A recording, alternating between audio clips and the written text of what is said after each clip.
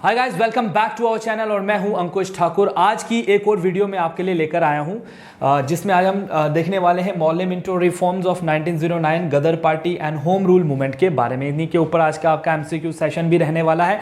सो इन topics को ध्यान से पढ़िएगा। जैसा कि हमें हर वीडियो में कहता हूं कि जो बच्चे फर्स्ट टाइम पढ़ रहे हैं वो अभी भी अगर इन चीज़ों को अच्छे से पढ़ेंगे तो ढेर सारी हेल्प जो है वो आपको आपके अपकमिंग एग्जाम्स में जो है वो मिलेगी गाइस।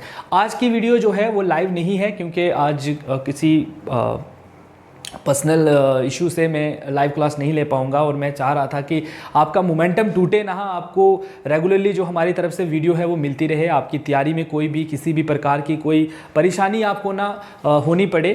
ठीक है, कोई हमारी तरफ से अगर कोई टेक्निकल इशू जैसे रहा था पिछले तो हम लाइव कंडक्ट नहीं कर पाए थे। बाकी हम पूरी कोशिश करेंगे कि आप तक रेगुलर बेसिस पर वीडियो रहे। एंड कल भी बहुत सारे बच्चे बोल रहे थे कि नहीं सिर्फ एमसीक्यूज़ करवाओ, आप बाकी चीज़ें इनको मत बताओ। लेकिन मैं उनको बता दूं कि अभी भी हमारे पास कुछ ऐसे बच्चे हैं जिनको सिलेबस का पता नहीं है, जो अभी भी भटक रहे हैं यहाँ वहाँ। सो हम उनको जस्ट ट्रैक पे लाने के लिए कि आपको किस तरीके से पढ़ना है, यही हमारा मोटो है इस वीडियो को आप तक पहुँचाने का गाइस।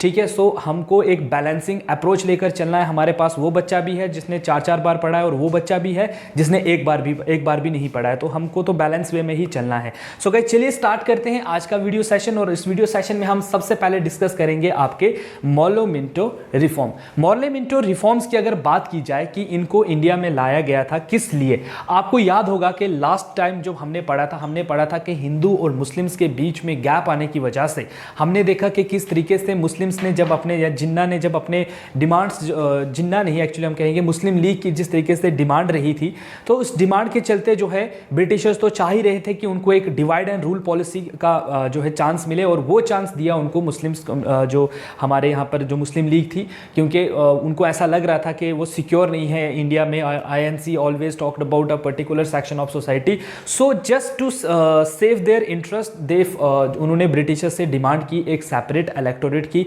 एंड ब्रिटिशर्स को तो चांस चाहिए था हमें डिवाइड करने का, तो उन्होंने हमें 1909 के जो मौलाना मिंटो रिफॉर्म्स हैं वो दे दिए। बेसिकली गाइज आपने इसमें ये याद रखना है कि मौलाना मिंटो रिफॉर्म जो है वो बेसिकली क्या था, एक हमारी जो नेशनल फ्रीडम स्ट्रगल चल रही थी उसको ब्रेक करने की ये अंग्रेजों की एक चाल थी। इसमें उन्होंने हमारे जो मुस्लिम कम्युनिटी थी उनको सेपरेट इलेक्टोरेट देने की बात की।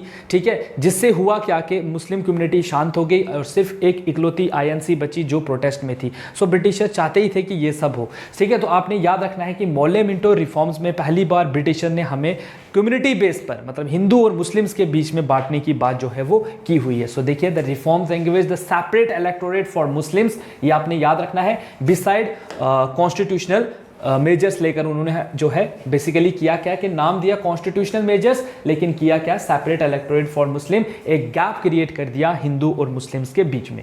Lord Minto come to be known as the father of the communal electorate. Very important concept है ये, अक्सर पेपर में ये चीज़ें पूछी जाती हैं, that who is known by the name of father of communal electorate. और ये आपसे पूछ सकता है कि मौलाना मिंटो रिफॉर्म्स कब आया था, या आपसे पूछ सकता है कि मौलाना मिंटो रिफॉर्म्स को हम क्या कहते हैं। ठीक है, सो ये क्या है गाइज, ये कम्युनिटी को डिवाइड करने, दो कम्युनिटीज के बीच में डिवाइड करने का, फूट डालो हुकूमत करो वाला यह कंसेप्ट आपको इस मौलाना मिंटो रिफॉर्म में जो है वो देखने को मिलेगा। इसी के बाद हम देखते हैं कि 1913 में जो है क्या हो रहा है, 1913 में आपकी गदर पार्टी भी फॉर्म हो रही है। एंड गदर पार्टी को फॉर्म किया जा रहा है लाला हरदयाल के द्वारा, Taraknath Das and Sohan Singh Bakna. Basically guys ये पहली पार्टी थी जो आउटसाइड इंडिया बनी है, ये आपने याद रखना है कि पहली ऐसी पार्टी, ठीक है, जो या एक ऐसा ऑर्गेनाइजेशन जो इंडिया में नहीं इंडिया के बाहर बनी थी, तो वो थी गदर पार्टी, जिसको फॉर्म किया गया है 1913 में। किसने फॉर्म किया है, लाला हरदयाल। बस एक नाम भी अगर आप याद रखोगे बहुत है आपके लिए, तो लाला हरदयाल का नाम याद रखिएगा, जिनका लिंक आप किसके साथ रखोगे, गदर पार्टी के साथ जो है वो रखोगे। अगर हम बात करें गदर पार्टी के हेडक्वार्टर्स की, तो इसके हेडक्वार्टर्स सैन फ्रांसिस्को में है। ये क्वेश्चन बहुत बार क्वेश्चन में देखा गया है, एग्जाम में देखा गया है। जैसे हम बात करें JKSSB फाइनेंस इंस्पेक्टर 2015 में ये क्वेश्चन पूछा गया था। जो JKPSI का एग्जाम हुआ था उसमें ये क्वेश्चन देखा गया था। एंड बहुत सारे आप CGL SSC के जो एग्जाम है उन पे ये क्वेश्चन जो है वो पूछा जाता है। दैट हेडक्वार्टर्स कहाँ है गदर पार्टी का, तो वो कहाँ पर है, सैन फ्रांसिस्को में। अब बात करें आपके गदर पार्टी की, तो इसको लाला हरदयाल ने फॉर्म किया, ठीक है। अब आपसे कभी कभी एग्जाम में ये भी पूछा जाता है कि गदर पार्टी का नाम इन्होंने कहाँ से लिया था, तो आपने याद रखना है ये एक वीकली न्यूज़पेपर होता था गदर, जिससे इन्होंने, जो स्टार्ट हुआ था 1 नवंबर 1913 को, और इसी से इन्फ्लुएंस होकर इन्होंने अपने पार्टी का नाम गदर पार्टी जो है वो रखा था, ठीक है।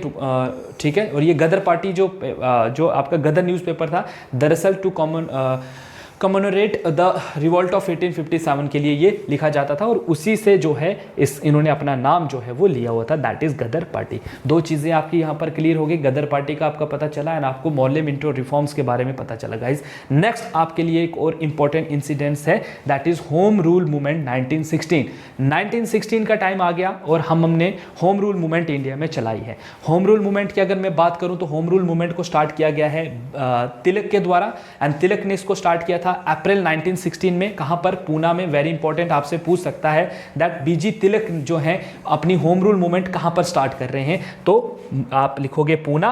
और अगर एनी बेसेंट की बात की जाए एंड सुब्रमण्यम आयर इनके साथ हैं, ये कहां पर कर रहे हैं, मैड्रास में, और इनकी डेट है सितंबर 1916। ये अप्रैल में कर रहे हैं, ये सितंबर में कर रहे हैं, ये पूना में कर रहे हैं, ये मैड्रास में कर रहे हैं। सो दो आपके एट ए टाइम जो है आपकी होम रूल मूवमेंट्स जो है वो चल रही हैं। होम रूल मूवमेंट का मतलब होता है सेल्फ रूल। ये डिमांड कर रहे थे सेल्फ रूल फॉर इंडिया, ठीक है। ये चाहते थे कि इंडिया खुद को खुद रूल करे, सेल्फ रूल का इनकी ये मेन मूवमेंट थी इसमें, ठीक है। ऑब्जेक्टिव क्या था इनका, मकसद क्या था होम रूल मूवमेंट चलाने का, they want self government for India. वो क्या चाहते थे कि सेल्फ गवर्नमेंट मिले इंडियन को इन द ब्रिटिश एम्पायर।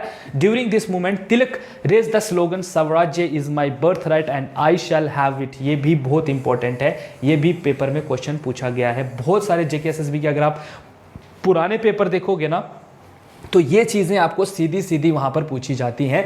क्या किसने स्लोगन दिया था, स्वराज्य is my birth right and I shall have it, ठीक है। तो ये दिया है किसने, आपके बीजी तिलक साहब ने। और कौन सी मूवमेंट के टाइम पे दिया है, तो होम रूल मूवमेंट के टाइम पे दिया है। होम रूल मूवमेंट कब चली है, 1916 में चली है। कितने इसमें लोग इन्वॉल्व थे, तो 2 लोग होम रूल मूवमेंट को लीड कर रहे हैं, एक Annie Besant south of the India that is Madras, and BG Tilak जो है इसको पूना में स्टार्ट कर रहे हैं। गाइज इतना भी अगर आप इसके बारे में याद रखोगे मोर देन इनफ है। बाकी जो भी चीजें हैं वो हम एमसीक्यूज के थ्रू आपको क्लियर करवा देंगे। गाइज आई होप कि आपको ये चीजें जो हैं वो क्लियर हो चुकी होंगी। नेक्स्ट अगर हम देखें, एक और इंपॉर्टेंट चीज आ रही है, दैट इज लखनऊ पैक्ट। देखिए लखनऊ पैक्ट आपके लिए इंपॉर्टेंट क्यों है, इसके पीछे की भी हम स्टोरी पढ़ेंगे, ठीक है। लखनऊ पैक्ट जो है आपने देखा कि 1916 में हो रहा है, होम रूल मूवमेंट के टाइम पर ही आपका लखनऊ पैक्ट भी हो रहा है। आपको पता है कि इंडियन फ्रीडम स्ट्रगल इस टाइम पर 2 हिस्सों में चल रही है, एक तरफ मुस्लिम लीग चल रही है, एक तरफ आपकी कौन चल रहे हैं, एक तरफ आपकी आईएनसी चल रही है, ठीक है। दूसरी तरफ अगर हम देखें तो आपके एक्सट्रीमिस्ट जो हैं वो अलग से चल रहे हैं एंड आपके मॉडरेट्स जो हैं वो अलग काम से चल रहे हैं। लेकिन हम इन सब का मोटो देखें, मतलब इन सब की अगर हम अप्रोच देखें कि ये लड़ किससे रहे हैं, तो ये सारे के सारे लड़ किससे रहे हैं, ब्रिटिश एम्पायर से, ठीक है। ये सब लड़ किससे रहे हैं, ब्रिटिश एम्पायर से। ये इनका मेन दुश्मन है ब्रिटिश एम्पायर। तो भाई साहब इन्होंने यहां पर सोचा कि भाई साहब हम सबका एनिमी तो जो है, जो हमारा दुश्मन है वो कॉमन है, तो हम अलग अलग होकर क्यों लड़ रहे हैं, हम डिवाइड होकर क्यों लड़ रहे हैं, क्यों ना हम कोलैबोरेट हो जाएं, एकजुट हो जाएं और एकजुट होकर जो है हम ब्रिटिश एम्पायर के साथ लड़ें, ठीक है ना। सो ये था इनका मेन आपका जो है इसमें जैसे हमने देखा था कि ये आपका जो है लखनऊ पैक्ट है। देखिए क्या, pact between INC and Muslim League following a war between Britain and Turkey leading to anti British feeling among the Muslim, both organization jointly demand dominion status for the country, Congress separate जो है separate electorate of Muslim. तो Lucknow pact जो है वो किस चीज़ के लिए मशहूर है, लखनऊ पैक्ट में आपने याद रखना है दैट लखनऊ पैक्ट में हुआ क्या था।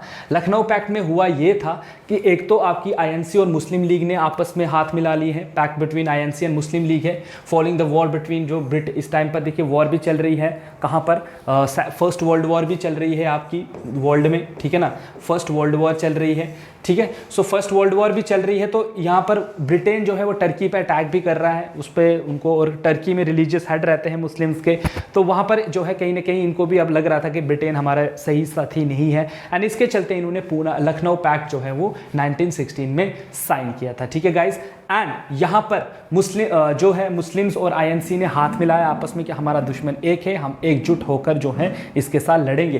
एंड साथ ही साथ आईएनसी ने जो सेपरेट इलेक्टोरेट दिया गया था मुस्लिम्स को, उसको भी एक्सेप्ट किया, ये भी आपको पता होना चाहिए, ठीक है। सो यहाँ पर क्या है, accepted the separate electorate for Muslim by INC and उन्होंने कहा कि अब हमको क्या चाहिए, दे जॉइंटली डिमांड, इन दोनों ऑर्गेनाइजेशन ने डिमांड किया कि हमको डोमिनियन स्टेटस जो है अपनी कंट्री के लिए लेना है। ये था आपका important Lucknow pact. I hope guys कि आपको ये चीज़ें पहले से पता हो, एंड जो बच्चे नहीं पढ़ रहे हैं वो एक बार गो थ्रू कर लें, ठीक है। हम यहाँ पर लिमिटेडली आपको जो है इन्फॉर्मेशन दे रहे हैं सिर्फ रिकॉर्डिंग आपके एग्जाम के पॉइंट ऑफ व्यू से। बाकी अगर आपकी कोई भी क्वेरी है आप बुक पढ़ सकते हो और वहाँ से हमसे जो है क्वेश्चन कर सकते हो। तो ये था गाइज आपका आज का सेशन, एंड नेक्स्ट अगर हमारा जो इसका पार्ट बी है दैट इज एमसीक्यू सेशन। तो चलिए अटेंड करते हैं आज का एमसीक्यू सेशन। एमसीक्यू सेशन में पहला क्वेश्चन आपके लिए आ रहा है, that is which of the following act provided by for communal representation in British India. कौन सा एक ऐसा एक्ट था जिसने कम्युनल रिप्रेजेंटेशन की बात की थी इंडिया में, that is Indian council act 1892, Morley Minto reforms 1909, Montagu Chelmsford reform 1919 और गवर्नमेंट ऑफ इंडिया एक्ट 1935, ठीक है। तो अभी जो है इसका आंसर क्या बन रहा है, बी बन रहा है। बहुत सारे बच्चे ना ऐसे कमेंट करते हैं बाद में मैंने देखा कि सर बहुत इजी लेवल के आप क्वेश्चन पढ़ते हो। बेटा जब आप ये सारे एक्ट एक बार पढ़ लोगे ना, फिर इन्हीं एक्टों में आपका क्या होता है, दिमाग हौच पौच हो जाता है कि किस में हमने सेपरेट इलेक्टोरेट की बात की थी, 35 में की थी, 1919 में की थी, है ना। तो अभी हम आपको फ्रेशली जो चीज़ पढ़ा रहे हैं आपके माइंड में फ्रेशली है, तो आप फटाफट आंसर करते हो। लेकिन जब आप पूरा हिस्ट्री एक बार पढ़ लोगे ना, आप 50-100 एक्ट जब पढ़ लोगे, फिर वही एक्ट क्या है आपको क्लियर नहीं होता है, कन्फ्यूजन रहती है। इसलिए हमारा रहता है कि हम आपको पर्टिकुलर टॉपिक के बेस पर छोटे छोटे क्वेश्चन करवाएं, ताकि वो चीज़ आपके दिमाग में एक बार बस जाए, एक पूरा प्रॉपर कॉपी हो जाए, ताकि आपको जब भी वो क्वेश्चन दिखे आपको फटक से उसका आंसर जो है वो दिखे। So guys Morley Minto reforms के अंदर जो है वो बात की गई थी सेपरेट इलेक्टोरेट की, ठीक है गाइज। चलिए नेक्स्ट अगर हम देखें, नेक्स्ट हमारे लिए क्या आ रहा है, नेक्स्ट क्वेश्चन देखिए आपके लिए पूछ रहा है, that is which of the following statement regarding Morley Minto reforms is not correct. इनमें से कौन सा ऐसा, अक्सर देखा ऐसे क्वेश्चन भी पूछे जाते हैं आपसे कि बताइए इन 4 ऑप्शंस में से कौन सा ऑप्शन जो है वो बिल्कुल सही नहीं है मॉर्ले मिंटो रिफॉर्म्स को लेकर।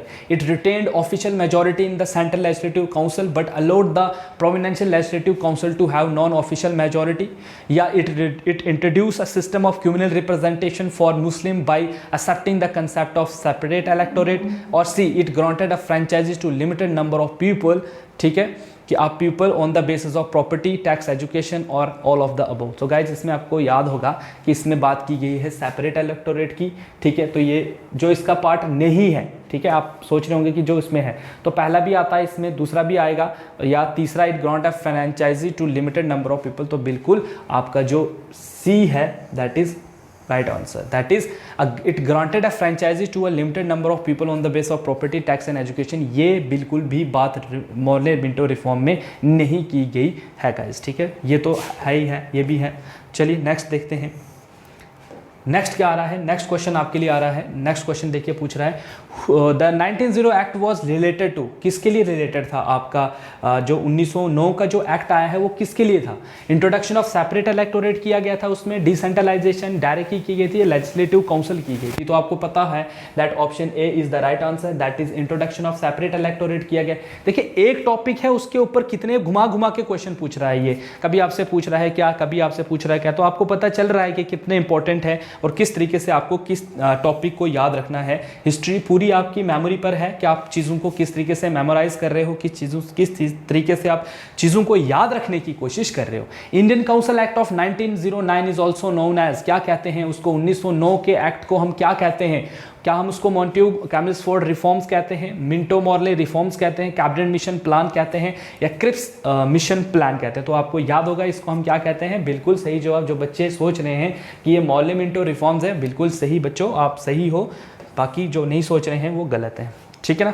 चलिए नेक्स्ट देखिए question number 5, and question number 5 आपसे क्या पूछ रहा है। क्वेश्चन नंबर 5 देखिए आपसे पूछ रहा है which of the following event happened first, इनमें से पहला इवेंट कब हुआ है। तो सबसे पहले तो आपको इसकी डेट्स याद होनी चाहिए। साइमन कमीशन तो अभी तक मैंने आपको पढ़ाया नहीं, इट मीन्स है नहीं अभी तक। मॉर्ले मिंटो रिफॉर्म्स अभी पढ़ाए हैं, क्रिमिनल अवार्ड्स मैंने आपको पढ़ाया नहीं, मॉन्टेग्यू कैम्बल्सफोर्ड रिफॉर्म्स मैंने आपको बताया है या नहीं बताया है, ये भी अभी आपको नहीं बताया है। सो गाइज इसमें से क्वेश्चन नंबर 5 का आंसर क्या बन रहा है? क्वेश्चन नंबर 5 का आंसर आपका बन रहा है मिंटो रिफॉर्म्स। तो मिंटो रिफॉर्म्स जो हैं वो पहले आए थे 1909 में। बाकी चीज़ें आप देखोगे 1927/28 में आया है, ठीक है ना, ये आपका बाद में आया है, ठीक है। सेकेंड राउंड 1930 के आसपास 31 में आया है, ये भी उसी टाइम आया है। तो पहला आपका मॉले मिंटो रिफॉर्म्स ही आए हैं गाइस, ठीक है, क्लियर है। चलिए नेक्स्ट देखते हैं।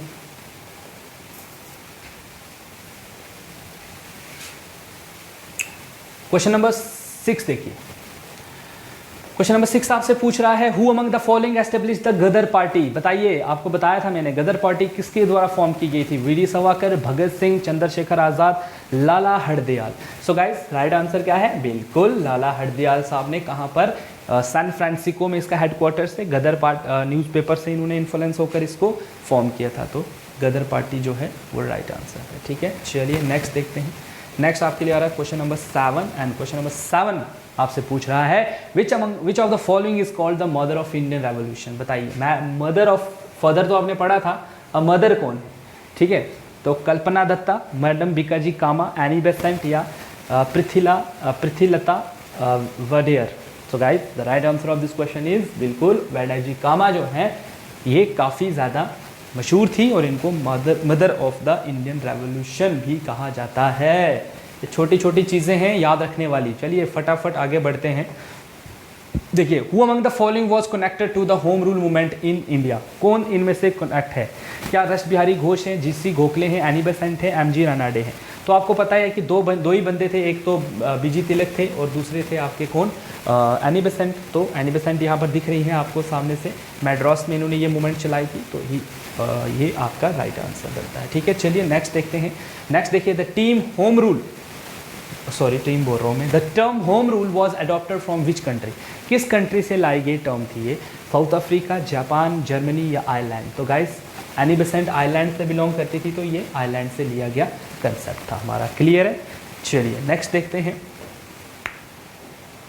नेक्स्ट आपके लिए आ रहा है question number 10 and question number 10 आपसे पूछ रहा है what was the main objective of the home rule movement by बाल गंगाधर तिलक।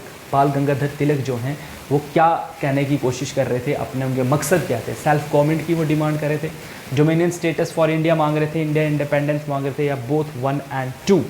सो guys the right answer of this question is बिल्कुल आपका डी ऑप्शन है, दैट इज 1 and 2 दोनों जो हैं वो मांग रहे थे। दैट इज सेल्फ गवर्नमेंट भी मांग रहे थे और डोमिनियन स्टेटस भी इंडिया के लिए वो मांग रहे थे, क्लियर है ये पॉइंट भी आपका। नेक्स्ट पॉइंट पे चलते हैं। नेक्स्ट आपके लिए आ रहा है question number 11 and question number 11 आपसे पूछ रहा है what was the motto of home rule movement. Self government for India, complete independence to India, introduction of universal adult franchise या नन ऑफ दीज। तो आपको याद होगा हमने क्या मांगा है होम रूल मूवमेंट में? तो हमने होम रूल मूवमेंट में सेल्फ गवर्नमेंट मांगी थी, ठीक है ना। होम रूल मूवमेंट मतलब हमारे घर के रूल होना चाहिए, तो घर का रूल मतलब सेल्फ गवर्नमेंट है ना। तो ये ऐसी चीज़ें हैं जो आपको याद रखनी है और आपने इन चीज़ों को पढ़ना है बड़े बारीकी के साथ। चलिए क्वेश्चन नंबर 10-12 देखिए। क्वेश्चन नंबर 12 क्या पूछ रहा है? Which one of the following was not the feature of the home rule movement in India. कौन सा फीचर नहीं था? Boycott and picketing, 2 separate home rule leagues rather than 1 all India home rule organization, setting up discussion groups and reading rooms, sale and circulation of the pamphlets। तो guys इसमें याद रखना, इसमें ना तो हमने बाइकआउट किया था और ना ही पिकिंग की थी, ठीक है। तो option A is the right answer, clear है। चलिए नेक्स्ट देखते हैं क्या आ रहा है आपके लिए। नेक्स्ट जो क्वेश्चन आपके लिए आ रहा है डियर स्टूडेंट्स, कौन सा है? वो है आपका क्वेश्चन नंबर 13 और क्वेश्चन नंबर 13 का आंसर क्या है? Who establish the Indian home rule society in London. बताइए किसने बनाई थी? ऑप्शंस आर एनी बेसेंट, बाल गंगाधर तिलक, श्यामजी कृष्ण वर्मा और सुभाष चंद्र बोस, ठीक है।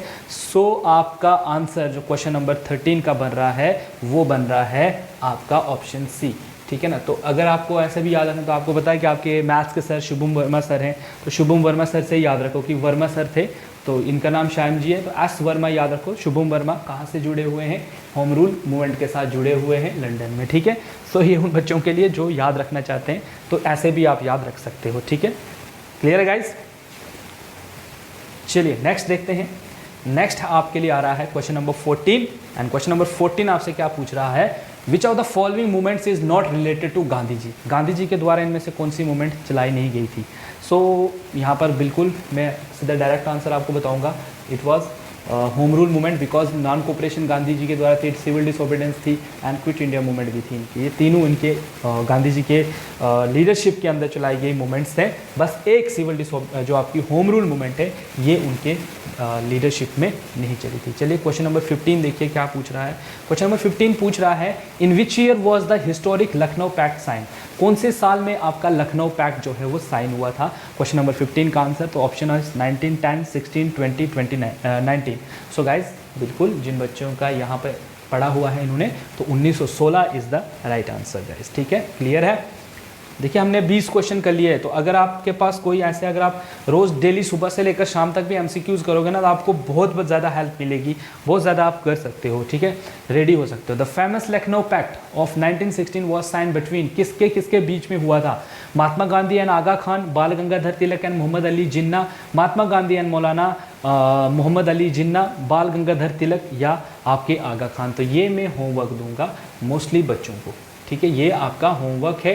इसके लिए आपको वीडियो पे कमेंट करना पड़ेगा। आपके कमेंट्स मुझे बताएंगे कि आप कितने सीरियस हो पढ़ने के लिए एंड कितने बच्चे सीरियस हैं पढ़ने को लेकर। ठीक है, नहीं तो हमारी मेहनत करने का कोई फ़ायदा ही नहीं है। एक तो बच्चे पढ़ते हमसे हैं एंड वो भी एहसान जता कर कि हम आपसे पढ़ रहे हैं। भाई हमारा कुछ नहीं है, हम बैठे हैं पढ़ाने के लिए, आज भी कल भी। जब पढ़ना है तो पढ़ना है।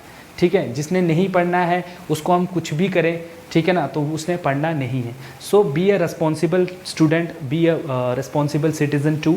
आपकी जिम्मेवारी है, आपको जॉब लेनी है, आपको हम यहाँ पर चीज़ें प्रोवाइड कर रहे हैं, फ्री ऑफ कॉस्ट है, आपको कोई पैसा नहीं देना है। आपकी हम लोग अपना टाइम वेस्ट करके या हम लोग अपना स्पेशल टाइम जो हमारे लिए हम निकाल कर हम आप बच्चों के लिए कर रहे हैं, सिर्फ इसलिए कि कुछ गुड विशेज़ हमें मिले, कुछ गुड प्रेयर्स आपसे मिले कि बच्चे ये बोलेंगे चलो सर ने ये करवाया था, अच्छा है। ठीक है, और हम आपसे कुछ नहीं मांग रहे हैं या कुछ हमारे लिए मैटर नहीं करता है सिवाय आपके गुड विशेस के। जिसको भी आप मानते हो, खुदा भगवान जिसको भी आप मानते हो, प्रे फॉर अस कि हम मतलब हमारी जो है गुड हेल्थ के लिए ऑल्सो। ठीक है, सिर्फ इतना ही हम आपसे मानते हैं। सो आपके कमेंट्स और लाइक्स प्लस आपके जो वीडियो पे व्यूज़ होते हैं वही हमारे लिए मैटर करता है। अच्छा लगता है कि नहीं हमसे बच्चे पढ़ रहे हैं, तो मोटिवेशन काइंड ऑफ मिलता है कि नहीं हमें पढ़ना चाहिए, हमें और अच्छी चीज़ें बच्चों को जो है वो बतानी चाहिए। ठीक है ना। सो ये चीज़ें मैटर करती हैं। कुछ हमारी तरफ से भी आपके लिए जो है अच्छी चीज़ अगर हम कर रहे हैं तो बदले में हम आपसे कुछ नहीं मांग रहे हैं, हम आपको नहीं बोल रहे हैं, जस्ट हम सिर्फ यही बोल रहे हैं कि आप हमारे लिए प्रे करो। ठीक है ना। तो क्वेश्चन नंबर 16 का आंसर आप मुझे कमेंट सेक्शन में बताओगे। जितने भी बच्चे इस वीडियो को देख रहे हैं वो सारे के सारे मुझे कमेंट सेक्शन में कमेंट करते हुए दिखने चाहिए कि सर ये है, इसका आंसर ये है, इसका आंसर ये है। डिबेट कीजिए, लेकिन जेन्युइन बेस पर डिबेट कीजिए कमेंट्स में, वो अच्छी बात होती है। ठीक है, चलिए नेक्स्ट अगर हम देखते हैं आपके लिए, इसका आंसर मैं कल की वीडियो में ज़रूर बताऊंगा। तो नेक्स्ट क्वेश्चन जो आपके लिए आ रहा है that was question number 17 and question number 17 is Lucknow pact of 1916 is known for the agreement between. किसके किसके बीच में एग्रीमेंट हुआ है लखनऊ पैक्ट में? Muslim League and Britishers on demand for self government in Indian after the war, Congress and Muslim League on separate electorate हुआ है, extremist and revolutionaries to place moderate from Indian politics, मतलब उनको बाहर निकालने के लिए, Tilak and Annie Besant over forming All India Home Rule League. So guys question number 17 का answer क्या है कि कांग्रेस और मुस्लिम लीग जो है सेपरेट इलेक्टोरेट पर जो है उन्होंने हस्ताक्षर, मतलब इस पे इन्होंने एक तो मान भी लिया था कि चलो ठीक है सेपरेट इलेक्टोरेट मिलना चाहिए मुस्लिम्स को भी। ठीक है, तो ये इसका आंसर बनता है। ठीक है, चलिए क्वेश्चन नंबर 18 की तरफ बढ़ते हैं। 18 देखिए आपसे क्या पूछ रहा है। 18 क्वेश्चन है, the president of moderate faction of Congress session in Lucknow 1916 who welcomed Tilak and his supporter back into the Congress was। कौन सा था गाइस? किसने मतलब प्रेसिडेंट थे जब कांग्रेस का सेशन हो रहा है लखनऊ में और लखनऊ पैक्ट साइन हो रहा है, तो उस टाइम पर कौन है आपके वहाँ के प्रेसिडेंट कौन थे उस कांग्रेस के? तो अंबिका चरण मजूमदार थे, एनी बेसेंट थी, अब्दुल कलाम आज़ाद थे या लाजपत राय, मतलब लाला लाजपत राय। सो गाइस इसका राइट आंसर क्या बन रहा है? बिल्कुल आपका ऑप्शन नंबर 18 क्वेश्चन नंबर 18 का आंसर क्या बन रहा है? बिल्कुल option number A, that is Ambika चरण मजूमदार जो हैं वो लखनऊ पैक्ट के प्रेसिडेंट थे। जब कांग्रेस, मैंने आपको बोला था ना, मॉडरेट और एक्सट्रीमिस्ट भी मिल गए and Muslim League and Congress ने भी आपस में हाथ मिला लिए फॉर कॉमन एनिमी के लिए, जो उनका कॉमन दुश्मन है दोनों का, उसके खिलाफ। चलिए क्वेश्चन नंबर 19 देखिए। क्वेश्चन नंबर 19 आपके लिए देख रहा है, who was the profounder of the drain wealth theory in India. Very important, ये भी क्वेश्चन देखा गया है। ड्रेन थ्योरी ऑफ वेल्थ जो इंडिया में आई थी, ड्रेन थ्योरी जो दी थी, वो किसने दी थी? RC. Majumdar, SN. Banerjee, RC. Majumdar, Henry cotton या दादा भाई नौरोजी? बिल्कुल। सो ये किसने दी है? मैं हर वीडियो में मोस्टली मैंने इस चीज़ के बारे में आपको बार बार बताया है। ड्रेन ऑफ वेल्थ थ्योरी दी है दादा भाई नौरोजी ने। ठीक है, क्लियर है। चलिए क्वेश्चन नंबर लास्ट देखते हैं आपका 20 एंड 20th क्वेश्चन आपके लिए क्या आ रहा है? Who among the following killed Curzon Wyllie in the London? किसने मारा था कर्जन को? कर्जन पर्सनैलिटी आपको कहाँ को दिखती थी? पार्टीशन ऑफ बंगाल में।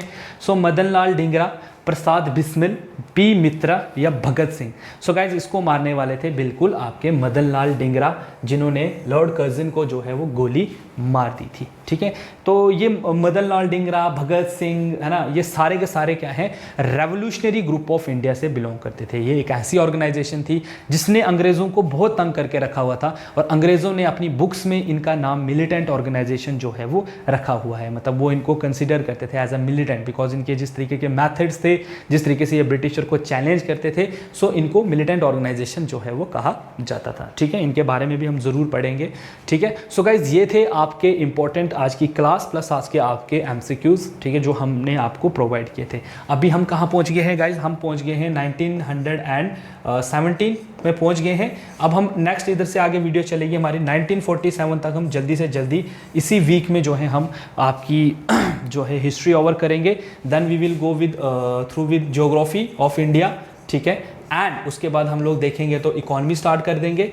ठीक है, बहुत ज़्यादा डिमांड आ रही है इकॉनमी की। फिर आपका जो भी सिलेबस इसमें रहता है, मिसलेनियस वगैरह, GS पोर्शन में से मेरा मोटो ये है कि अगर आपके GS में से 25 मार्क्स आते हैं टोटल, तो आपके 20+ होने चाहिए मिनिमम से मिनिमम 20 एंड मैक्सिमम जो जितना स्कोर कर सकता है। यही मेरा मेन मोटो है आपको ये वीडियो लेक्चर प्रोवाइड करने का। इसके बाद भी आपको रेगुलर सेशन जो है MCQs का वो मिलता रहेगा। हम हर तरीके से कोशिश करेंगे कि आपकी प्रिपरेशन में किसी भी चीज़ की कमी ना आए।